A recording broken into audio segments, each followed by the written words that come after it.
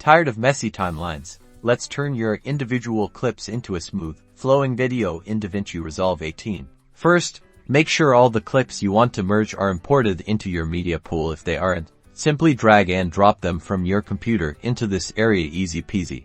Now, drag your first clip onto the timeline. This will create your initial video track. Think of it as laying the foundation for your masterpiece. Next, drag your second clip right after the first one on the same track. Notice how it automatically snaps into place, creating a seamless transition between the two.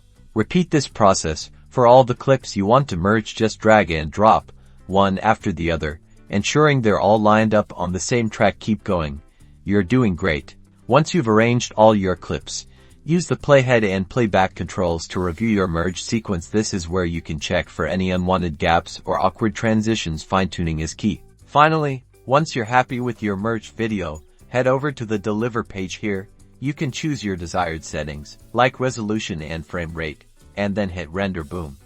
You've successfully merged your clips into a single, cohesive video. Now get creative.